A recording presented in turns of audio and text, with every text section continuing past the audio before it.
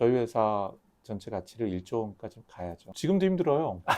근데 국내 이제 스타트업이나 어떤 회사든 그 중간 일부만 한다면 저희는 데이터라는 바닥부터 해서 어플리케이션 꼭대기까지 모든 풀스택의 네. 기술들을 보유하고 있고, 많이 들어보신 퍼플렉시티나 또는 오픈AI 챗GPT에 비해서 아주 그렇게 부족하지 않다. 비용이 오픈AI에 비해서 10분의 1이에요. 그게 굉장히 저희한테 작군요. 엄청나게 큰 경쟁력이죠. 음, 마더 컴판이잖아요. 네. 솔트룩스는 이미 흑자 전환이 됐습니다. 네네. 그래서 3분기부터 흑자 전환이 됐고 올해 이제 저희 흑자 전환이 돼요. 어쨌든 솔트룩스 그룹은 회사 가치 1조 원까지 달려갈 겁니다. 그리고 네, 대표님 안녕하세요. 반갑습니다. 대표님 오늘 바쁘신 와중에도 이렇게 IR 시간 내주셔서 정말 감사합니다. 네. 솔트룩스 회사에 대한 내용이라든가 또 대표님 개인에 대한 내용이 훨씬 더 궁금해져가지고 워낙 AI 산업에 대해서는 잘 짚어주시기 때문에 오늘은 그러한 차원에서 좀 스토리를 엿듣고자 이렇게 방문드리게 됐습니다. 반갑습니다. 네네, 고맙습니다. 대표님. 감사합니다. 네. 대표님, 일단은 워낙 유명하신 분이시고 많이들 잘 알고 계시겠지만은 굉장히 짧게 그냥 대표님께서 어떤 분이시고 또 솔트룩스가 어떤 일을 하고 있는 회사인지 그냥 컴팩트하게 설명해 줄 수 있을까요? 말 그대로 저는 공돌이였고요. 네네. 공학도로 시작을 해서 석사 마치고 LG에서 근무하다가 지금의 솔트룩스는 2000년에 설립을 스스로 했습니다. 맨 땅에. 그러니까 지금 창업한 지 만 24년이 됐고요. 24년이요. 네. 와. 첫 인공지능 회사를 대학교 4학년 때 설립을 했으니까 대학교 4학년 때요. 그렇게 따지면 만 30년이 됐습니다. 솔트룩스는 국내 최초로 상장을 한 인공지능 기업이고요. 현재 자회사 6개를 포함을 해서 대략 450명이 일을 하고 있는 조직입니다. AI 관련돼서 이 정도 인력과 조직을 가지고 있는 회사는 한국에서 아마 제일 크지 않나 네네. 싶은 생각이 들기도 하고요. 네. 최근 들어서는 원래 전통적으로 B2B 비즈니스를 많이 했어요. 인공지능 소프트웨어로. 최근에는 구버나 플루닛이라고 하는 B2C 서비스도 굉장히 빠르게 확대를 하고 있습니다. 아, 네, 알겠습니다, 대표님. 대표님 아까 대학교 4학년 때 첫 번째 회사를 설립하셨다고 하셨는데 네, 그때 그 회사가 솔트룩스인 건가요? 아니면? 아닙니다. 그때는 다른 회사를 설립을 했고요. 대학원 석사 다니면서 많이 키운 다음에 제가 LG 들어가고 나서 매각을 했습니다.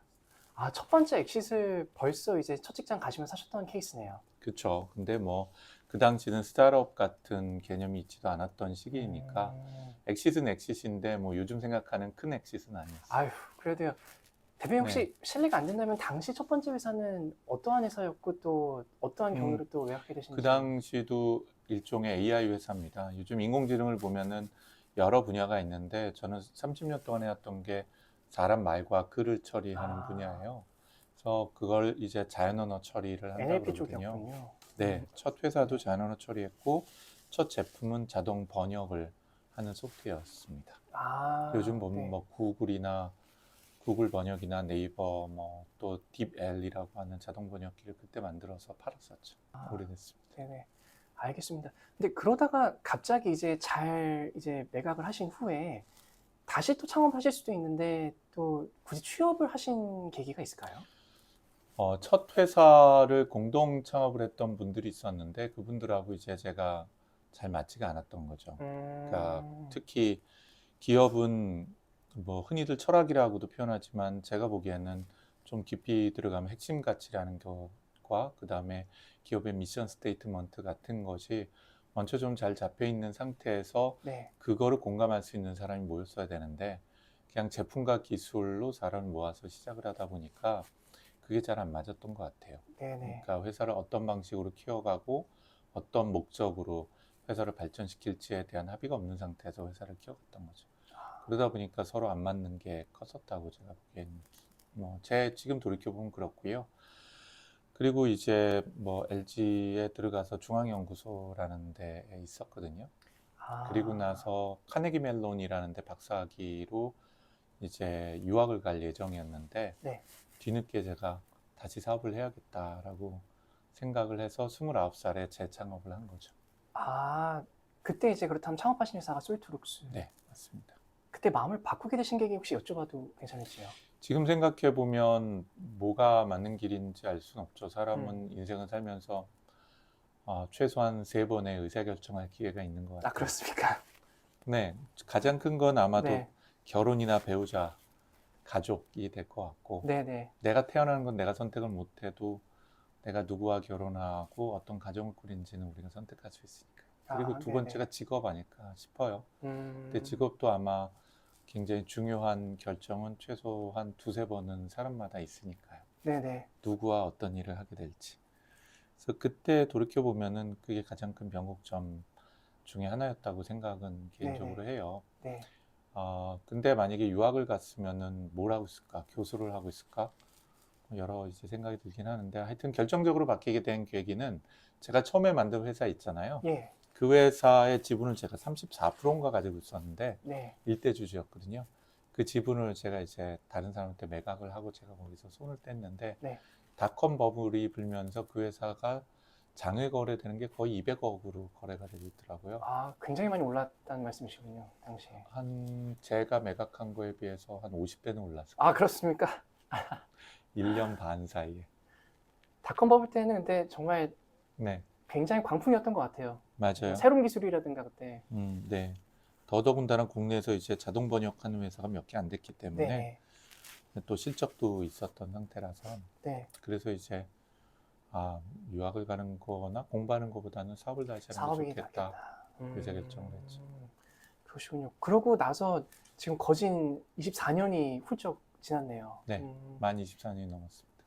근데 대표님 되게 궁금한 게 어떻게 보면은 당시에도 굉장히 어려운 분야였겠지만은 AI라는 분야가 그냥 광범위적으로 그냥 AI라는 분야가 한 2, 3년 전부터 그때부터 이제 챗GPT의 도래와 함께 굉장히 이제 각광받기 시작했잖아요. 근데 그 24년 전에도 처음에 생각하셨던 게 솔트룩스가 AI 쪽 관련된 프로덕트였던 거예요? 네, 물론입니다. 아, 방식은 완전히 다르지만 그때도 사람 말과 글을 읽거나 생성을 하는 일을 했어요. 그러니까 24년 동안에 기술이 발전함에 따라서 새로운 기술을 적용을 했지만 우리가 해왔던 목표, 목적은 바뀐 적이 없는 거죠. 그 당시에도 글을 요약하거나 네, 분류를 하거나 네. 또 하는 것들을 많이 했어요. 아, 그리고 많은 분들이 잘 모르겠지만 인공지능 기술이 여기저기 생각보다는 많이 사용이 되고 있었어요. 지금처럼 눈에 확 들어오지는 않아도. 대표적인 게 검색 서비스죠. 검색 부분도 자연 언어 처리라는 게 깊게 사용되는 분야였고요. 뭐 네이버를 포함한 네이버나 구글 같은 쪽도 전공이 전부 다 AI를 하신 분들이에요. 예. 그런데 저희는 이제 좀 더 기업용 검색과 텍스트 마이닝이라 해서 문서나 정보를 분류하고 추출하는 데 좀 더 집중을 해서 사업을 네. 키워왔죠. 대표님 그러면은 당시에는 그러면은 B2B 형태로 아까 말씀 주신 대로 그런 번역 서비스라든가 아니면은 구체적으로 이제 여러 가지 있으셨겠지만은 어떤 게 주요 제품이었나요? 그러니까 그 당시에는 검색 엔진, 흔히 말하는 검색 엔진이 우리 생각한 구글이나 네이버만 있다고 생각하는데 그게 아니라 정부 쪽이나 기업이나 쇼핑몰에도 검색 엔진 많이 들어가 있잖아요. 네. 그래서 상품 검색을 하거나 기업 내부에서 문서 검색을 할 때. 그런 기업용 검색 엔진이 큰 축이었고요. 다른 한 축은 말씀드린 것처럼 텍스트 마이닝이라는 기술이었어요. 네네. 텍스트 마이닝은 문서를 자동으로 분류하거나 유사한 것들을 찾아주거나 관련된 핵심 정보를 추출해주거나 요약을 해주는 기술이거든요. 네. 지금 그 모든 게 챗GPT 같은 거대 언어 모델이 하나의 모델로 가능하지만 그때는 그런 게 불가능했었어요, 기술적으로. 그런 거를 이제 흔히 말하는 기계학습 기반해서 제품을 만들고 공급을 했었죠. 네네. 그러니까 2000년에 설립해서 첫 매출액이 나온 게 2002년이었는데 네. 기껏 매출액이 그 당시에 한 3억, 4억밖에 안 됐었죠. 그래서 매출액이 50억까지 도달하는데 4년이 채 안 걸렸었죠. 그래도 네, 굉장히 빨리 올라오셨는데요. 네, 매출이. 네. 그러고 100억대까지 매출액이 올라왔는데 그 후로 생각보다는 어려웠어요. 시장이 빨리 크질 않으니까 네네. 인공지능 관련된 게 거의 창업하고 나서 한 15년 가까이가 100억까지 올라가는데 걸렸다고 볼 수가 있습니다. 그런 줄 몰랐습니다. 되게 최근까지 또 솔트룩스 하면 워낙 또 핫한 회사다 보니까 상장 시장에서. 아, 대표님 그러면은 초반에 그 텍스트 마이닝과 검색 기반의 서비스를 B2B 형태로 납품하셨던 걸로 제가 이해가 되는데 이게 물론 여러 이제 기반의 상품들이 있었겠지만은 왜 굳이 그 상품으로 시작을 해서 B2B로 이제 전개를 하셨는지 이유가 있을까요?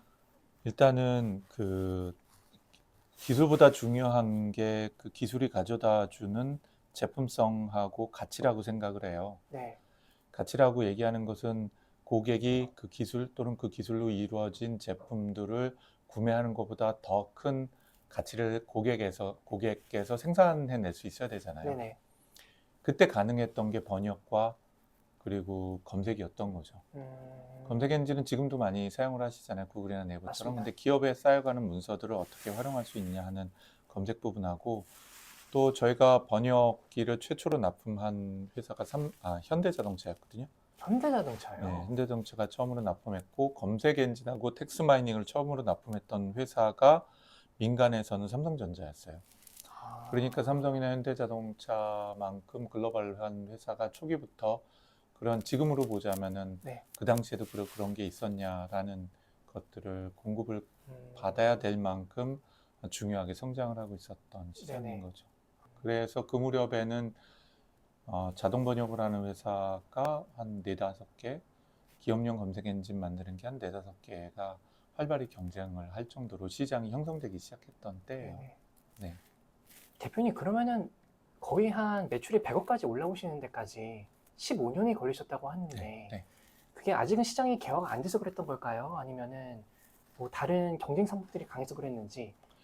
일단 시장 자체가 제약적이었는데 말씀드린 검색 엔진이나 텍스트 마이닝을 하고 있는 기업이 한 5개 정도가 되는데 음, 5개 중에서 제일 큰 회사가 매출액을 200억이 안 됐었거든요. 네. 그 당시에 저희 회사가 4위 정도를 했었어요, 시장에서. 지금은 저희 회사가 1위입니다. 아, 네네. 매출이나 마켓시어가 지금 1위인데 그 당시엔 저희가 4위 정도를 했으니까 전체 시장을 다 합쳐도 400~500억이 안 되는 시장이었던 거죠. 네, 그랬군요. 그러니까 네. 시장 자체가 성숙되기 전이었다고 보는 게 맞는 것 같아요. 그래도 굉장히 일찍 시작하셨네요, 대표님. 네, 음, 29에 두 번째 창업을 한 거니까 일찍 한 편인데 세상이 네네. 생각보다 빠르더라고요. 아, 어떻게 24년이 지나간지 모르겠어요. 그러시군요. 네네. 알겠습니다. 대표님 그러면은 그렇게 텍스트 마이닝이랑 검색 기반의 서비스로 시작을 하셔가지고 저희 같은 경우 현재 프로덕트 라인업이 스튜디오라는 이름으로 되게 여러 가지가 있으시더라고요.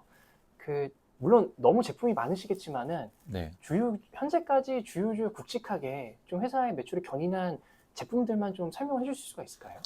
이게 세 가지 제품군을 보면 되는데요. 최근에서 가장 빠르게 매출이 올라오고 있는 건 루시아라는 루시아. 저희 자체 챗GPT죠. 그러니까 저희 네. LLM이라고 부르는데 네. 저희 자체 LLM이 가장 빠르게 성장을 하고 있어요. 그래서 그 음, 시장이 아무래도 미래에 더 성장을 할 거니까 저희로서는 가장 중요한 성장 산업이라고 볼 수가 있겠고요. 두 네네. 번째가 검색인데 저희 검색은 AI 검색, 의미 기반 검색이라고 얘기를 해요. 네.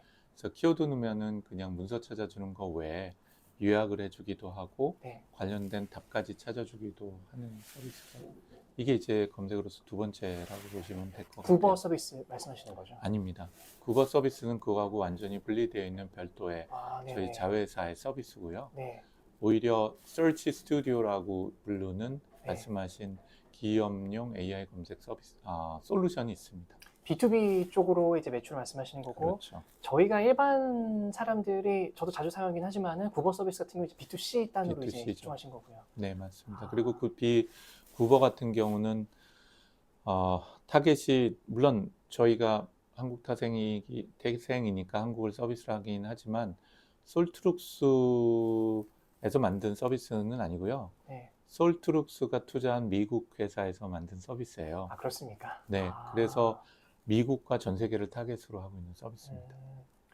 대표님 그러면은 잠시 루시아 저희 LLM 쪽으로 돌아가 본다면은 이제 LLM 루시아 쪽이 이제 매출이 많이 올라온다고 하셨는데 네. 그러면은 그냥 단순히 생각해봤을 때 저희가 오픈 AI가 여러 뭐 디벨로퍼들이나 엔터프라이즈 쪽에 이제 API 호출당 이제 과금을 받잖아요. 네네. 그런 식으로 저희도 이제 매출을 일으킨다고 보면 될까요? 두 종류가 다 있는데요. 한국은 그것보다는 아예 그 루시아를 기업 내에 설치를 하는 모델이 더 관심을 많이 받습니다. 보안 문제 때문에. 네네. API로 호출하는 케이스라고 하면은 우리 데이터가 네트워크를 타고 외부에 공개가 되는 거잖아요. 기업 입장에서 보면. 근데 그런 형태가 아니라 저희 루시아가 아예 기업 안에 설치가 돼서 데이터가 바깥으로 나갈 일이 없는 체계이죠. 어떻게 보면 코히어와 비슷한 모델이다. B2B형. 네. 네네. 이해가 됩니다. 그러면은 어떻게 보면 루시아는 좀 국내 포커스 맞습니다. 제품이라고 봐야 되겠네요. 루시아는 국내 포커스를 맞추고 있는 제품이라고 보시면 돼요. 또 서치 스튜디오라는 것도 마찬가지로 국내 포커싱이 돼 있다면 국어는 네네. 그 태생 자체가 글로벌을 염두에 두고 만들어진 서비스라고 보면 되겠습니다. 대표님 그러면은 구버도 지금 너무 궁금하긴 한데 넘어가기 전에 잠시만 루시아에 대해 한두 가지만 더 네. 여쭙고 싶은 게 있다면은 그러면은 이제 해외에 여러 LLM 서비스들이 많이 있잖아요. 뭐 클로드도 있을 거고 뭐 챗GPT, 뭐 오픈AI도 있을 거고 뭐 코히어도 있을 거고 여러 이제 플레이어들이 있는데 근데 그 와중에 있어서 국내 시장에서만큼은 이제 솔트룩스의 루시아가 더 우위에 있다라든가 또 경쟁력이 있을 만한 요소는 뭐가 있을까요? 일단 그 외부에 있는 객관적인 벤치마킹 지수를 보면 네. 한국어에 있어서는 저희가 더 좋은 성능을 내요. 음, 네. 근데 어차피 LLM이라는 것 자체는 언어 장벽이 심하지는 않은데 그거 자체가 근데 그럼에도 불구하고 저희가 한국 시장에 적합하게 학습을 원천적으로 다시 했기 때문에 한국에서 훨씬 더 강건하고 훨씬 더 좋은 결과를 만들어내죠. 그게 이제 1번이라고 보면 되고요. 네. 그리고 두 번째, 저희 루시아 LLM과 또 LLM만 있어서는 안 되고 AI 검색을 하려면 마치 퍼플렉시티 같은 걸 구현을 하려면은 팩터 임베딩을 하는 기술이 또 필요해요. 네네. 이거 두 가지가 오픈 AI에 비해서 10분의 1 이하의 가격이에요. 운영 비용이. 그러니까 그만큼 제품 자체가 빠르고 경량화되어 있어요. 동일한 성능이나 한국에서는 더 좋은 성능을 내면도 불구하고. 네네. 그러니까 기업들이 10분의 1 비용을 아끼고 절약할 수 있다는 걸 의미를 하는 거죠. 세 번째는 벌티컬 마켓입니다. 실제로 벌티컬 마켓에서 저희가 의료 분야라든지 법률 분야라든지 하는 부분을 또 깊게 들어가는 루시아 모델들을 제공을 해요. 근데 이런 것들은 코이어나 아니면 뭐 GPT나 이런 쪽이 전혀 제공할 수 없는 거죠. 특히나 의료하고 법률은 다른 분야하고 다르게 국가별로의 그 체계가 다르죠. 용어와 쓰임새도 다르고. 그래서 현재 저희는 그런 차별성을 가지고 있다고 보시면 될 것 같아요. 알겠습니다. 버티컬 쪽으로 또 그렇게 깊게 내려가시는지는 몰랐던 것 같아요. 예를 들면 지금 법률이라고 본다면 저희가 거의 독점하다시피 LLM과 AI 검색을 제공해요. 헌법재판소, 대법원, 그 다음에 법제처, 그리고 법률구조공단 등, 그리고 특허청까지. 그래서 이렇게 굉장히 벌티컬해서 그냥 상식 물어보고 답변하고 네이버에 일반인 쓰는 게 아니라 굉장히 전문화된 것에 전문화된 답변과 AI 검색을 하는데 훨씬 큰 진보를 했다고 볼 수가 있죠. 대표님 그러면은 어느 정도는 이제 윤곽이 제가 잡히긴 하는데 아까 헌법재판소 말씀을 주셨는데 그러면 이제 그쪽 분들께서 이제 요청이 와가지고 저희가 그럼 직접 이제 헌법재판소 쪽에 이제 방문을 드린 다음에 그때부터 저희가 이제 내부에서 왜냐면 정보가 밖으로 새면 안 되니까요. 루시아를 설치해 드리고 거기서 루시아가 헌법재판소의 데이터를 다 학습을 한 다음에 그때 이제 그 내부에서만 쓸 수 있는 뭐 국어 서비스라고 하면 이상할 수도 있겠지만은 좀 그런 형태의 제품이 나온다고 그렇게 이해를 하면 될까요? 예, 지금 예를 들면 한국수력원자력에서도 보안이 굉장히 중요하죠. 원자력 분야나 이런 쪽. 그쪽에도 저희 루시아가 들어가 있고요. 네네. 또 현대그룹에도 들어가 있고 그 여러 민간이나 공공 분야에 들어가 있어요. 그래서 그런 서비스나 시스템이 필요하다고 저희한테 의견을 주시면 저희가 저희 루시아를 기반으로 해서 그 회사마다 목적에마다 내부 시스템이 다를 거 아니에요. 네. 그 내부 시스템하고 연동할 수 있는 루시아 체계를 제공을 하게 되죠. 알겠습니다. 그리고 어떻게 보면 이제 루시아 이후에 또 크게 보시는 서비스가 이제 자회사 프로덕트 따는 이제 구버라고 말씀해 주셨는데 맞습니다. 근데 어떻게 보면은 내부적으로 또 기술이 다 있으시고 이게 내부에서도 만드실 수 있을 것 같은데 굳이 해외에 있는 회사를 인수를 하신 다음에 이렇게 전기를 하시는 이유가 인수를 있을까요? 했다기보다는 해외에서 창업을 한 거죠. 아, 재창업을. 인수를 한 건 아니고요. 재창업을 하고 거기에다가 의미 있는 투자를 진행을 했다고 보시면 될 것 같아요. 네네. 그리고 9번은 솔트룩스하고 완전히 경영적으로 분리돼서 독립적으로 운영을 하고 있습니다. 저희가 해외 진출하기 위한 노력들을 많이 했어요. 지금 예를 들면 저희가 일본 사업도 꽤 초창기부터 열심히 해왔고 지금 저희 베트남 법인이 있거든요. 직원 수 한 30명, 37명 정도 있는데 그리고 이제 미국 법인도 초창기에 설립을 해서 했어요. 네네. 근데 한국에 있는 거를 갖다가 파는 구조로는 일본이든 베트남이든 미국이든 쉽지가 않더라고요. 그게 아니라 아예 그 나라에서 창업을 해서 그 나라에서 서비스와 제품을 만들고 특히 거기에 있는 인력들을 통해서 네네. 하는 게 중요하다는 걸 깨달은 거죠. 그래서 구버 아. 서비스는 창업부터가 아예 미국에서 회사를 설립하고 솔트룩스가 투자를 하고 거기서 만든 서비스라고 보시면 될 것 같습니다. 아, 이해했습니다. 대표님, 그러면은 결국에 구버 서비스도 루시아의 기술을 가지고 와서 만든 걸 봐야 될까요? 아니면 아예 그냥 처음부터 아닙니다. 초창기부터? 그 LLM 자체는 루시아를 구버 전용으로 개선을 해서 사용을 하고 있고요. 네네. 그런데 지금 구버라는 서비스는 AI 검색이라는 것도 하고 그 다음에 리포트도 생성을 하고 소셜 기능도 네네. 있고 다양한 요약 기능들이 들어가 있거든요. 또 브리핑 기능도 있고요. 이런 기능들은 모두 다 구버에서 기획하고 만들어낸 거죠. 이해했습니다.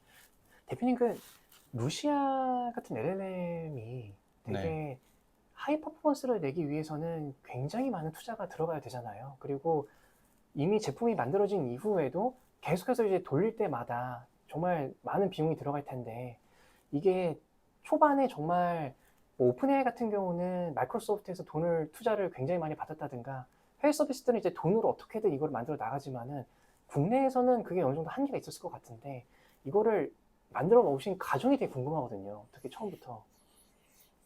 뭔가 아주 똑똑하고 현명한 게 있지는 않고요. 인내심과 노가다와 돈이죠, 뭐 여전히.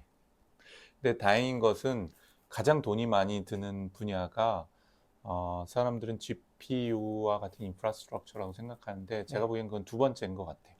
오히려 돈 많이 드는 게 데이터예요. 음, 그러니까 오픈 AI가 투자한 걸 보면 학습하는 데 들어간 돈은 GPT 3.5 기준으로 봤을 때가 한 번 학습하는데 60억 정도였거든요. 네. 그러니까 100억이 채 들지가 않았어요. 음, 근데 저희 회사가 1년에 100억씩은 투자를 하니까 그러니까 그게 큰 돈은 아니었는데 더 큰 거는 오픈 AI 같은 경우는 단기간에 막대한 데이터를 모아야 됐거든요. 그래서 데이터를 사오기도 하고 데이터를 구축하는 용역을 주기도 하고 케냐 같은 데서 몇만 명씩을 1년 내내 고용을 해서 데이터 정지를 하고 그랬거든요. 네. 근데 다행인 거는 제가 말씀드린 것처럼 솔트룩스는 텍스트 마이닝, 자연 언어 처리, 검색이라는 걸 음, 20년을 해온 회사이기 때문에 축적돼 있던 데이터가 엄청나게 많아요. 네네. 예, 이미 20년 동안의 투자가 진행이 왔던 거죠. 근데 저희가 평균 20년 동안에 최근 2년 동안에 1년에 100억 이상씩을 투자했는데 보통 한 30억 내외씩을 매년 투자해 왔었거든요. 20년 동안에. 네네.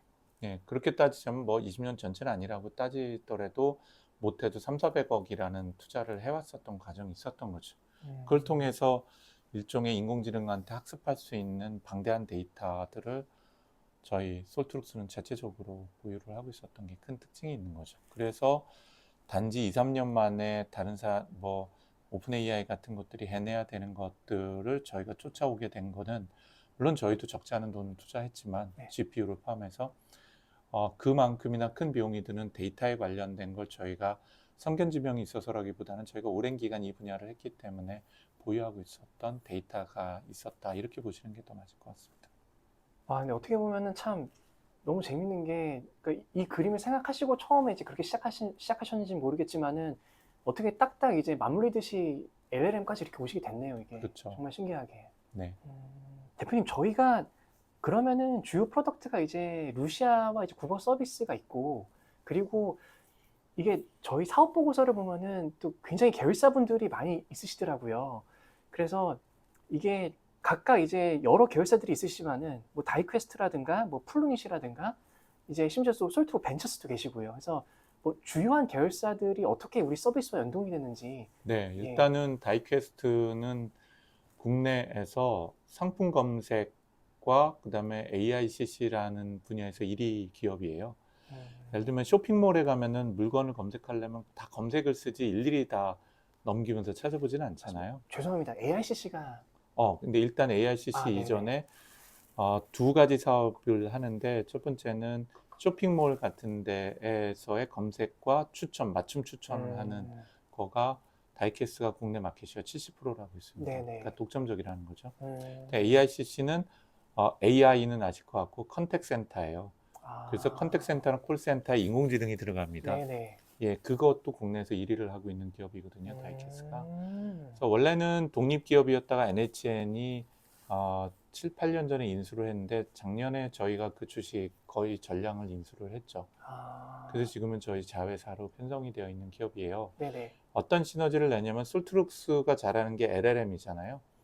근데 그 회사는 LLM에 투자를 하지 못했고 AICC 중심으로, 그러니까 AI 컨택센터 중심으로 투자를 해왔거든요. 네.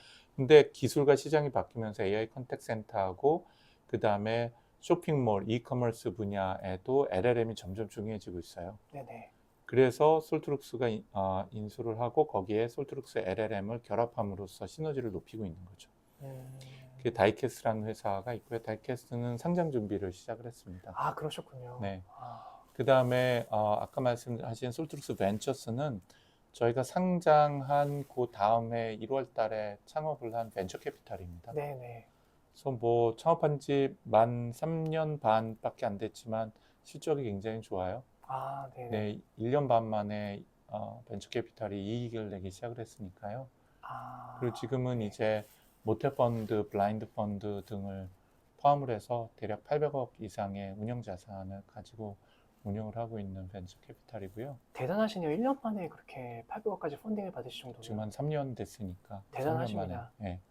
그리고 지금도 이제 수익을 잘 내고 있는 네네. 회사고요. 그다음에 플루닛은 저희 자회사로서 100% 생성 AI 서비스만 하고 있습니다. 영상 생성이라든지 인공지능 비서 서비스를 하고 있어요. 네. 이 회사는 많이 알려져 있지는 않지만 사용자가 생각보다 굉장히 많아요. 네. 플루닛은 영상 생성으로 보자면은 사용자 수가 1년 만에 3만 명인데 얘가 만들어낸 영상이 4만 개 이상을 영상을 AI로 만들어냈거든요. 네네. 그걸 만약에 사람이 돈을 들여서 만들었으면 한 600억 원 정도가 들여져야지 될 만한 시장을 파고들고 있는 거죠. 그래서 여러 방송국이나 교육용 영상 등을 생성하는데 방대하게 사용이 되고 있어요. 네. 그러면은 향후에 이제 구버 서비스 같은 경우에 네. 현재는 이제 뭐 이미지를 만든다거나 어떻게 보면 이제 서치 쪽으로 되게 특화되어 있는데 이렇게 플루닛에서의 서비스가 연동이 될 수도 있는 건가요? 뭐 이미지 그렇죠. 생성하거나. 예를 들자면은 저희가 지금 올해 연말까지 할 게 저희가 구버에는 AI 검색이 앞에 있지만 퍼플렉시티나 아니면은 뭐 챗GPT 서치하고 굉장히 차별되는 것들은 리포트 제너레이션을 하거나 브리핑을 해주는 기능들이 있어요. 네. 근데 올해 연말까지는 저희가 팟캐스트도 제너레이션 합니다. 제가 관심 있는 주제들을 얘가 다 수집하고 얘가 다 분석을 해서 제가 아침에 일어나서 운전할 때나 이거 얘가 브리핑을 음성으로 해주는 거죠. 이런 것도 할 수 있고 또 영상도 생성을 해서 유튜브에 자동으로 스트리밍을 해주는 서비스까지 연동이 돼요. 그럼 되게 혁신적일 것 같은데요. 네, 재밌을 것 같아요. 팟캐스트까지 그렇게 만들어줄 정도면. 네. 크리에이터 분들의 일이 굉장히 많이 줄어들겠네요. 또 크리에이터 분들은 크리에이터만의 차별화된 요소들을 또 끄집어내시겠죠. 네네. 네. 점점 아까 서두에 이제 말씀 주셨던 것처럼 유튜브로서는 먹고 살기 어려운 상황인 것 같습니다, 정말. 유튜브보다 더 먹고 살기 힘든 게 네. 지금 개발자들이에요.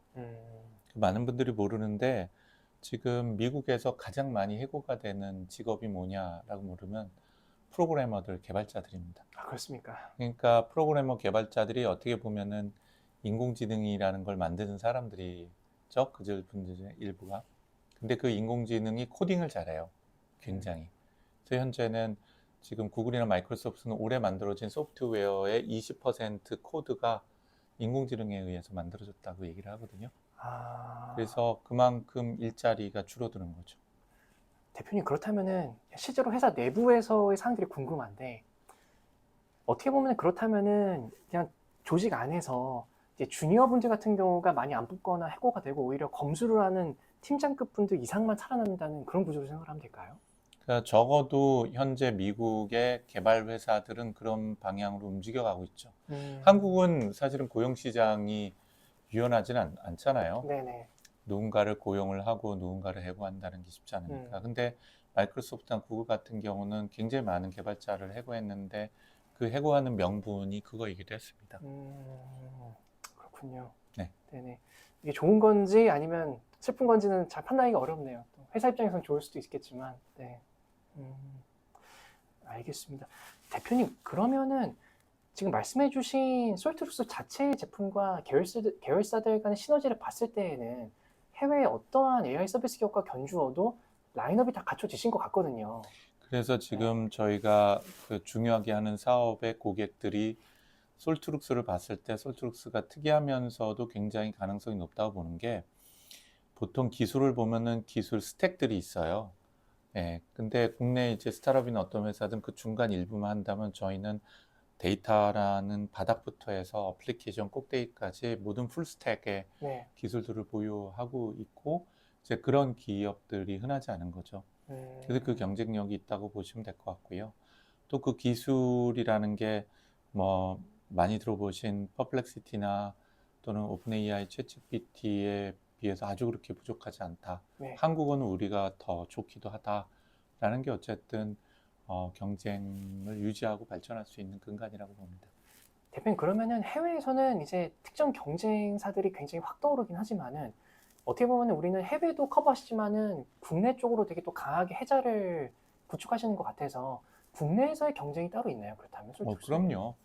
매출로야 뭐 저희가 제일 많고 인원도 많지만 솔트룩스 그룹 기준으로 보면 스타트업들이 많이 있습니다. 그런 스타트업들이 굉장히 열심히들 하시기 때문에 건강한 경쟁을 해 나가야 된다고 생각을 하죠.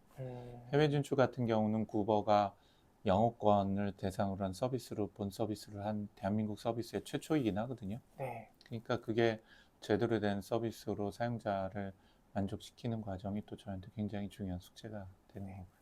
그 부분에 대해서 어떻게 보면 좀 궁금한 점이 있는데 이게 솔직히 여러 AI 엔진들을 사용한 사람 입장에서 확실히 이제 한국말 같은 경우에 좀 어색하거나 원하지 않은 의도치 않은 답변들이 나올 때가 있긴 하는데 결국 이제 데이터를 학습시킬 때 예를 들면은 국내에서의 이제 데이터가 우리가 어떻게 아까 말씀 주신 그 서두에 우리 제품들이 그게 많다 보니까 우리는 좀 더 자연스러운 거고 해외에서는 그런 데이터에 대한 접근성이 떨어지다 보니까 어느 정도 우리께 조금 더 자연스럽다 이렇게 판단하면 될까요?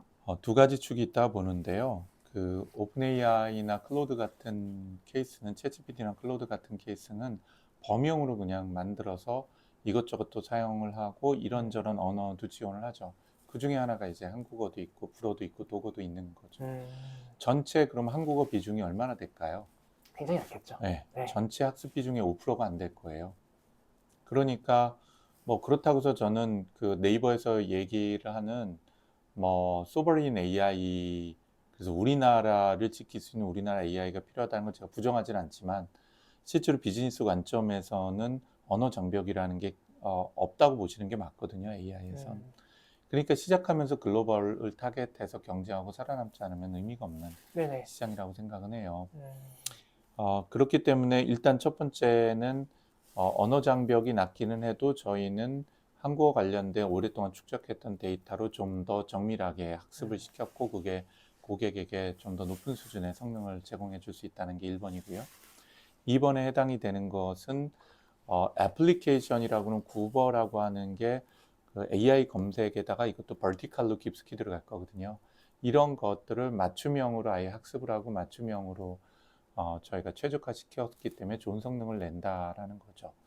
그리고 마지막으로는 어쨌든 LLM은 저희 루시아를 같이 쓰기 때문에 운영 비용이 오픈 AI에 비해서 10분의 1이에요. 그게 저희한테 엄청나게 큰 경쟁력이죠. 오픈 AI가 뭐 물론 저희하고 직접적으로 비교할 수는 없겠습니다만은 예를 들자면은 100명을 서비스하기 위해서 100억이 든다면 저희는 100명을 서비스하기 위해서 1억으로 운영이 가능한 거죠. 네네. 그러니까 그건 원가 경쟁력에서 가능성이 있다고 생각을 하고 있는 거죠. 알겠습니다.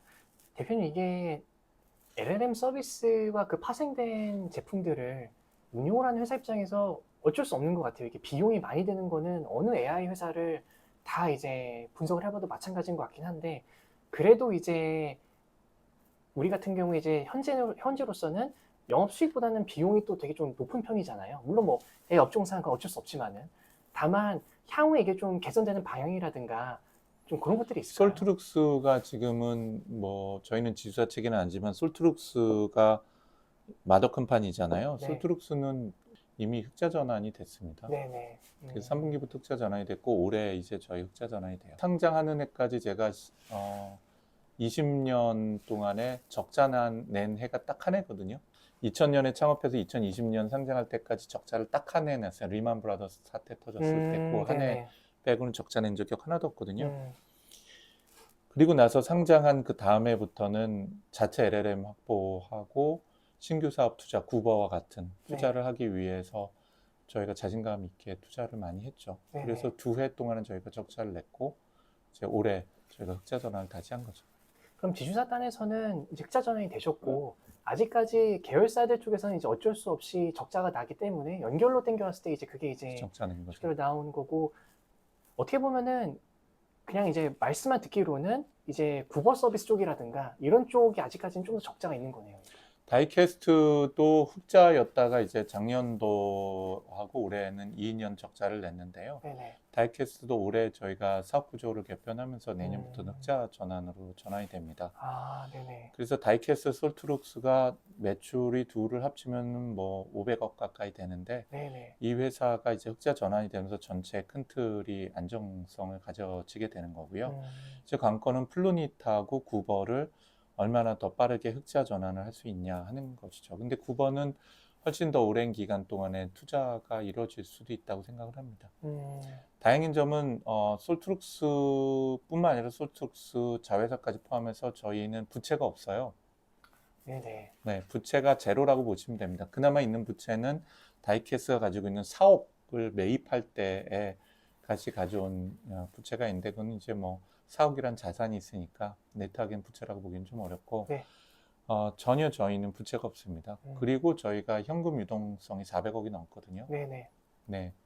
그래서 자신감을 갖고 이제 솔트룩스하고 다이캐스가 흑자 전환이 되니까 되는 상황에서 9번은 글로벌 서비스로 가기 위해서 더 본격적으로 사업을 전개해 나가야죠. 알겠습니다. 이해했습니다, 네. 대표님. 대표님, 그러면은 어떻게 보면은 이제 올해 이제 하반기부터 내년까지는 상당히 또 매출액의 부분에 있어서도 좀 비약적으로 많이 더 성장을 하시겠네요. 여러 서비스들이 이제 올라와 주면서. 네, 저희가 작년에 연결 기준으로 봤을 때가 뭐 200, 제가 정확히 기억 안 나는데 작년 기준이 250억, 70억 요 사이였는데 올해 기준이 지금 500억을 넘길지 안 넘길지 모르겠어요. 아직 한 달 반이 남았으니까. 네. 하여튼 그 정도로 빠르게 성장하고 있는 조직이라고 보시면 될 것 같아요. 네네. 아, 알겠습니다. 네네. 그 대표님 이제 워낙 현금 유동성은 많이 가지고 계시다 보니까 물론 또 상장사시고 따로 그렇다고 또 추가로 펀딩이 필요하시거나 그런 상황은 아니시겠네요. 솔트룩스 자체는 그럴 가능성은 없는데요. 저희가 다이캐스트 지분을 너무 많이 가지고 있어요. 아, 그러시군요. 근데 상장을 하려면은 적정한 수준의 다일루션이 그렇죠. 돼야 되죠. 음, 그렇지 않으면 상장을 못 하니까. 네네. 그래서 프리 IPO를 다이캐스트는 준비를 하고 있어요. 아, 네네. 그다음에 구버 같은 경우다 그러면은 구버는 저희 투자만 갖고는 글로벌 기업으로 성장하기는 어렵거든요. 네네. 그렇기 때문에 구버도 투자를 진행을 할 예정입니다. 네네. 대표님 그 다른 회사들 같은 경우에는 이제 어느 정도 포커싱하는 시장이라든가 제품군도 이제 그 이해가 되면서 이제 어느 정도 이제 어떻게 하실지 감이 잡히는데 구버 같은 경우는 정말 정글에서 싸우는 거잖아요. 맞아요. 그래서 어떻게 보면 구버가 제일 걱정이 많으실 것 같기도 한데 이게 방향성이 우리가 흔히 사용하고 있는 다른 경쟁자들과 비슷한 방향으로 가시는 건가요? 아니면 구버만의 좀 앞으로 다른 좀 그런 비전이 있는 건가요? 그럼 다른 비전이 있어야죠. 네. 생존하려면. 일단 저는 우리가 독불 장군이 아니기 때문에 지금의 네이버, 지금의 유튜브, 그리고 지금의 구글이 경쟁에서 살아남은 거거든요. 그러니까 경쟁 없는 비즈니스나 사업은 저는 없다고 생각을 해요. 네. 옛날에 이제 블루오션이라는 유명한 말이 있었는데 세상에 완벽한 블루오션은 존재하기는 어려운 것 같아요. 네네. 초기 시장에 진입해서 마켓 쉐어를 키우는 건 참 훌륭할 수는 있는데, 그래서 구버의 특징으로 보면은 퍼플렉시티나 뭐 챗GPT 서치에 비해서는 말씀드린 것처럼 브리핑 기능이나 리포트 기능이 굉장히 중요하고, 그게 저한테 굉장히 중요한 비즈니스 모델 중에 한 축을 차지합니다. 그래서 그런 차별성을 가지고 시장을 확대하는 게 저한테 굉장히 중요한데요. 네. 그쪽에서 B2C 비즈니스 말고 이것조차도 저희는 B2B 비즈니스를 준비하고 있어요. 그래서 엔터프라이즈 구버라고 부르는데요. 네네. 그래서 기업용 고객을 위한 구버 서비스입니다. 클라우드에서 구버 서비스를 각 기업들이 사스 형태로 자신들의 데이터를 가지고 자신들의 고객분들의 B2B 고객분들의 데이터와 네. 고객분들의 정보를 가지고 시장 조사도 하고 모니터링도 하고 할 수 있도록 하는 체계를 제공을 하는 거죠. 이것도 네. 아마 조기에 상당히 중요한 시장 확대에 도움이 되리라고 하고요. 네. 심지어는 지금 구버는 구버 어플라이언스도 준비 중이에요. 어플라이언스는 하드웨어 일체형 소프트웨어를 의미하거든요. 그래서 구버가 요만한 박스 하나입니다. 그래서 그거를 회사에서 구매해서 전원만 꽂으면 우리 회사 내부만의 구버가 만들어지는 거죠. 예, 이렇게 B2C는 B2C의 비즈니스 모델을 차별화하면서 가져가는 게 한 축이고요.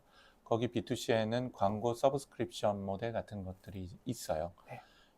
그리고 사용자가 만든 컨텐츠조차도 마켓플레이스에서 공유하고 배포할 수 있도록 하는 것을 중요한 내용으로 보고 있고요. 네. 다른 한쪽은 구버 자체를 기업의 용도로 내부에서 사용할 수 있도록 제공을 사스피케이션에서 사스 제공하는 것과 어플라이언스를 제공한다 라는 게 현재 저희가 추구하는 방향입니다.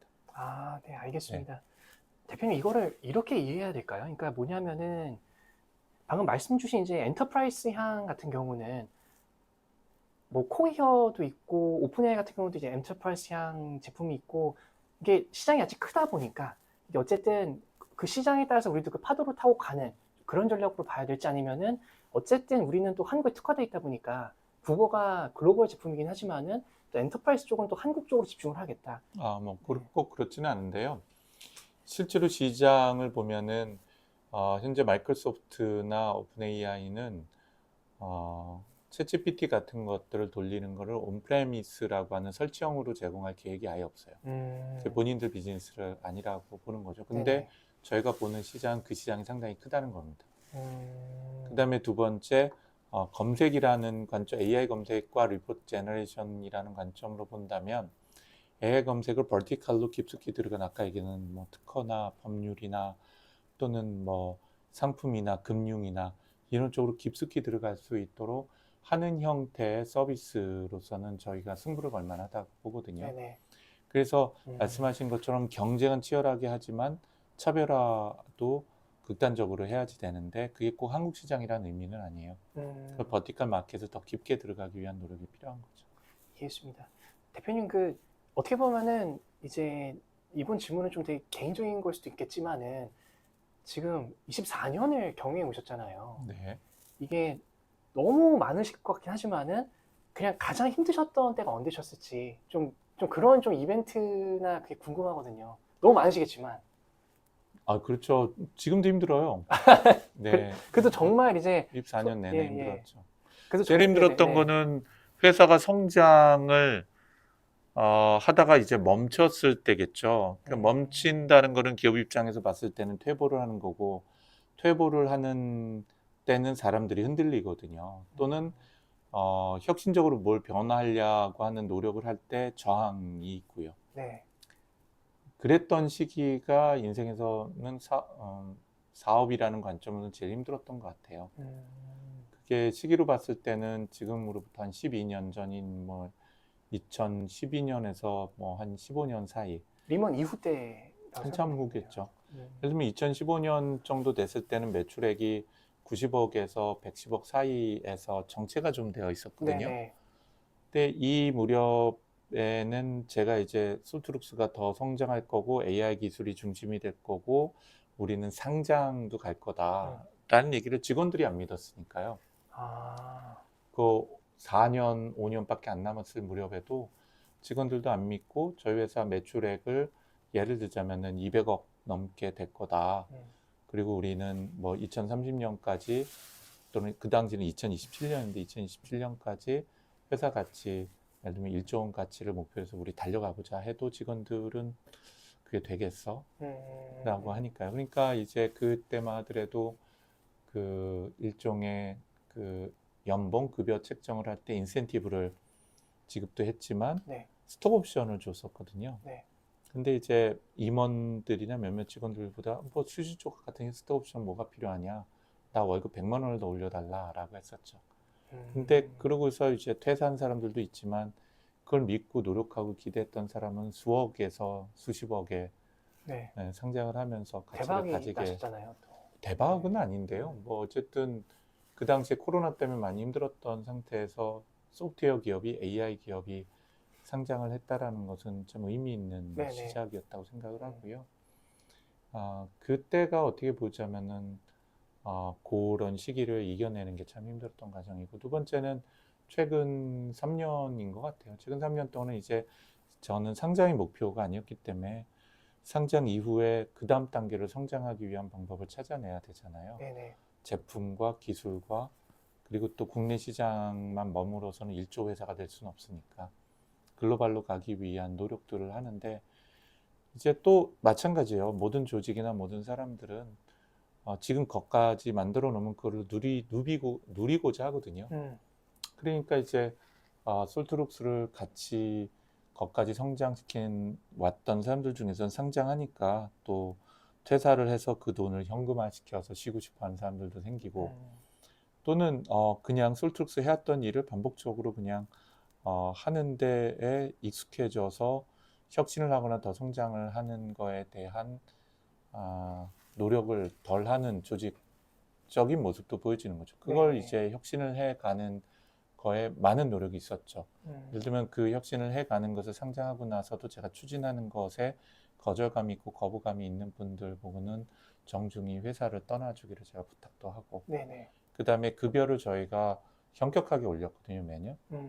매년 현격하게 올리면서도 동시에 이제 회사의 가치관을 세우고 쫓아오지 못하시는 분들에게는 또 회사를 떠나도록 네. 요청을 드려서 회사를 다시 성장할 수 있도록 하는 힘을 만들어내는 게 굉장히 고통스럽고 힘들었죠. 그게 지난 3년의 과정이고 전 지금도 지속되고 있다고 봅니다. 그리고 또 구버 같은 비즈니스는 뭐 한 번도 어느 누구도 해보지 않았기 때문에 그 과정이 한꺼번에 구버가 만들어지지 않았어요. 3년 걸린 거거든요. 3년 동안 2번의 피보팅이 있었고 그 과정에서 실패 경험도 있었고 깨달음도 있었던 거죠. 네네. 예. 그래서 그 켜켜 있는 모든 것들이 쉬운 건 없었고 힘들고 고통스러웠던 과정이라고 생각이 들어요. 이해했습니다. 이게 어떻게 보면은 대부분 다 뒤에 그 과실만 보니까 그 성공 그것만 보니까 이게 되게 축약해서 말씀 주셨지만 그래도 좀 이게 느껴지는 것 같아요. 말씀 주신 그런 느낌들이 살짝. 네. 대표님 저희 앞으로의 미래가 이제 어느 정도 뭐 AI 에이전트다, 뭐 글쎄 뭐 AI 폰이다, 뭐 여러 가지 그 다음 AI 모델들 어떻게 보면 현재까지는 좀 인프라단에서 투자도 많이 이루어졌고 인프라단의 기업들이 좀 이제 득세를 하고 그 인프라단의 기업들이 이제 B2C 단까지 좀 먹으려는 움직임들이 많이 보이는데 그 다음에 저희가 보는 미래에는 어떠한 AI에서의 어떠한 모델들이 득세를 할까요? 특정 세력, 특정 서비스가 득세하는 시대라기보다는 훨씬 더 다이버스한 여러 시도가 향후 5년간 동안 있을 것 같아요. 그리고 그 후에 어떻게 될까를 예측하는 거는 제 능력 밖인 것 같긴 해요. 제가 요즘 어디서 발표를 하거나 강연할 때마다 쓰는 그 경영학적 용어가 있어요. 예, 그게 뭐냐면 전략적 불협화음이라고 우리말로 번역해요. Strategic Dissonance라고 얘기하는데요. 이건 뭐냐면 뭔가 패러다임이 굉장히 큰 변화를 일으킬 때는 여기저기서 불협화음이 들린다는 거예요. 뭐가 맞는지 모르니까 이것저것을 막 건반을 눌러보는 거죠. 그리고 그 과정에서 새로운 화음을 찾아내게 되거든요. 그게 무조건 적게는 3년에서 길게는 6, 7년이 걸린다고 볼 수가 있을 것 같아요. 그래서 작년도에 챗GPT가 뭔가 새로운 공 혹은 새로운 화살을 쏘아 올렸다면 그 과정이 3, 4년 동안에 지속적으로 불협화음에서 뭔가 새로운 비즈니스 모델 뭐 이런 것들을 만들어내게 될 것 같아요. 무엇보다도 중요한 거는 가져야 되는 시각이 기술보다는 돈 버는 방식인 것 같아요. 지금까지는 저는 돈 버는 방식에 혁신이 일어나지는 않았다고 보거든요. 왜냐면 지금 오픈 AI는 API로부터 돈을 벌거나 API 서비스, 우리가 그런 걸 플랫폼 애저 서비스 파스라고 합니다. 또는 서브스크립션으로 돈을 벌고 있잖아요. 네. 전에 존재했던 그냥 비즈니스 모델이에요. 완전히 새로운 비즈니스 모델이 아니에요. 근데 100% 제가 장담을 하는데 AI가 새로운 세상을 연다면 완전히 새로운 비즈니스 모델이 나와야 되고요. 예를 들자면은 스마트폰이 나오면서 앱스토어라는 게 나왔잖아요. 네. 그걸 통해서 개발자들이 돈을 벌고 그 전에 존재하지 않았던 비즈니스 모델이죠. 구글하고 네이버리 포털 서비스를 하면서 검색 포털 하면서 키워드 검색이라는 존재하지 않았던 완전히 새로운 비즈니스 모델이 나왔죠. AI도 저는 마찬가지라고 봅니다. 그래서 AI 관련되어 있는 완전히 새로운 비즈니스 모델을 만들어내는 데가 아마도 향후 3, 4년 내에 만들어내고 그거를 정착하고 검증한 회사들이 살아남겠죠. 그리고 그런 회사들이 뭐 제2의 애플이든 뭐 제2의 구글이든 네이버든 되지 않을까 싶은 생각이 듭니다. 그런데 그것이 어떤 비즈니스고 어떤 회사다라고 지금 보기에는 가능성이 있는 것들은 있지만 참 판단하기는 참 쉽지 않다라는 생각이 듭니다. 어떻게 보면은 솔트룩스 벤처의 설립도 이러한 새로운 비즈니스 모델들 AI 쪽에서 이런 기업들에 대한 선별적인 투자나 발굴을 위해서의 또 그런 전략이신가요? 그렇죠. 뭐 그게 없지 않다고 볼 수는 있죠. 그리고 그런 시너지가 시장을 투자 관점으로 보는 시각이 생기니까요. 예, 그건 맞는 사실입니다. 어쨌든 지금 상황으로 보면 솔트룩스는 솔트룩스 그룹에 있는 B2B 비즈니스는 그 나름대로 건실히 성장을 할 거예요. 네네. 그리고 그거는 반드시 그렇게 되리라고 보여집니다. 저희는 저력이 있으니까. 반면에 가장 큰 도전은 구버가 정말 브렉스루를 해내고 완전히 새로운 판을 짤 만큼의 비즈니스가 될 수 있냐 하는 것이 향후 3년 동안에 저희가 혼신을 다해야 되는 네. 것 중에 하나라고 보겠습니다. 아, 너무 감사합니다, 대표님. 대표님, 그 마지막 질문인데요. 네. 그 어떻게 보면 근데 중간중간 그 IR 해주시면서 회사의 방향성이라든가 회사가 가야 될 그런 목표들은 이미 많이 공유를 해주시긴 했는데, 그럼 조금 더 어떻게 보면은 대표님 개인적인 그런 포부나 좀 개인적으로 좀 앞으로 좀 어떻게 더 성장을 하고 싶으시다. 좀 그러한 의미의 멘트로 마무리할 수 있을까요? 네, 어쨌든 저희가 AI 기업 최초로 상장을 한 기업으로서 그것도 저희가 소프트웨어 기업으로는 기술 상장 1호거든요. 기술 상장 1호셨어요. 1호예요. 저희가 기술 상장 1호예요. 아. 그래서 저희 다음에 기술 상장을 몇 군데가 했지만 솔트룩스가 1호고 그리고 또 기술 상장하고도 이렇게 끊임없이 성장하는 회사는 저희가 유일한가 봐요. 네. 왜냐하면 다른 AI 기업은 시총이 다 빠졌더라고요, 많이. 근데 저희는 그렇게 크게 빠지지 않고 또 떨어졌다가도 다시 견고하게 유지를 하고 있는 편이긴 해서요. 근데 어쨌든 저희 회사 전체 가치를 1조 원까지 가야죠. 그러니까 그게 이제 어쨌든 누군가가 뭔가 목표를 잡는다면 그 목표가 측정 가능하고 명확히 달성 가능할 수 있는 네. 뭐 숫자로 되어 있던 뭐가 되어 있던 하는 건 중요하니까요. 어쨌든 솔트룩스 그룹은 회사 가치 1조 원까지 달려갈 겁니다. 그리고 저희의 비전은 그 사람들이 좀 안 믿을지 모르겠지만 1억 명의 사용자가 매일과 같이 쓰는 서비스를 만들어내는 꿈을 꿔요. 아, 재밌네요. 그 혹시 1억이란 숫자가 어떻게 나왔는지 여쭤봐도. 우리나라가 5천만 명인데 어린 나이 빼고 완전한 할머니 할아버님 빼면 실제로 이런 서비스를 쓸 수 있는 사람은 3천만 명 이하겠죠. 네. 그럼 7천만 명은 해외에서 가져야 된다는 걸 의미를 하는 거니까. 네네. 그래서 저희가 이 비전을 만든 지가 벌써 한 4년 됐어요. 상장을 하면서 우리 회사 비전은 1조 원의 매출로 보자면은 1,000억 매출과 1조 원 가치. 그리고 1억 명의 사용자의 매일의 삶 속에서 함께하는 서비스를 만들어 가겠다는 꿈이 있고 네. 그거를 한 번도 놓치지 않고 계속 추진해 가는 거죠. 아, 알겠습니다. 대표님 되게 멋있게 마무리해 주셔서 감사합니다. 너무 저 되게 와닿는 말씀이신 것 같았고 일단 대표님 오늘 장시간 되게 너무 좋은 말씀 주시고 또 앞으로 솔트룩스의 비전과 방향성 어떻게 보면 과거에서 현재 미래까지 어떻게 또 개발해 오셨고 어떻게 성장해 나가시는지 다 공유해 주셨는데요. 오늘 정말 뜻깊은 시간이었던 것 같습니다. 네, 정말 감사합니다. 감사합니다.